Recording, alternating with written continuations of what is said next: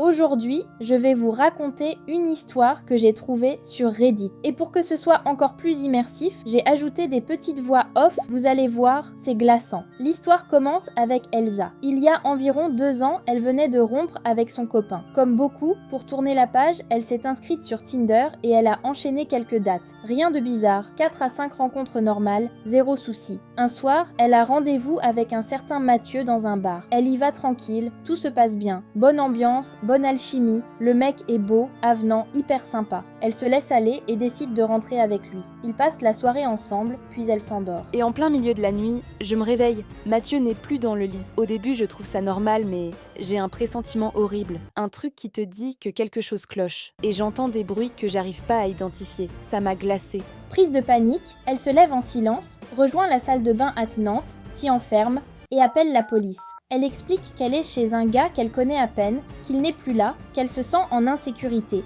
Les policiers la prennent au sérieux et se rendent immédiatement sur place. C'est Mathieu qui ouvre la porte. Il leur dit « Oh non mais c'est ma copine qui a fait une terreur nocturne. Désolé pour le dérangement. » Mais un des policiers n'est pas convaincu. Il jette un coup d'œil à l'intérieur et quelque chose attire son attention. Il décide d'aller chercher Elsa dans la salle de bain. Avant de la faire sortir, il lui demande de se bander les yeux. Ils l'emmènent au poste, sans qu'elle sache pourquoi. Au commissariat, je leur demande « Pourquoi vous m'avez bandé les yeux ? Qu'est-ce qu'il y avait dans l'appart ?» Il me répond juste « On voulait éviter un choc. » Mais quel choc ? Qu'est-ce que j'aurais dû voir ? Elsa insiste. Finalement, les policiers acceptent de lui montrer les photos prises dans l'appartement. Et c'est là qu'ils lui expliquent que Mathieu était en train de tout bâcher. Le sol, les murs, le plafond, tout était recouvert, comme si une scène devait se préparer. Les intentions exactes restent encore inconnues aujourd'hui. L'enquête est toujours en cours. Depuis ce soir-là, j'ai plus jamais réutilisé d'appli de rencontre. Plus jamais. Voilà l'histoire. Une rencontre Tinder qui aurait pu très mal tourner. Et sinon, vous avez déjà eu ce genre d'expérience ?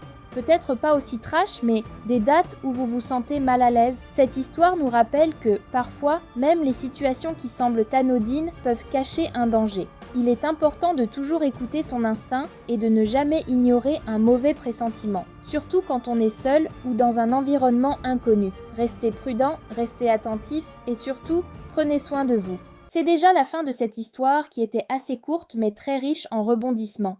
N'hésitez pas à liker, commenter et vous abonner. Vous connaissez la chanson. On se dit à très vite pour une prochaine vidéo. Bye!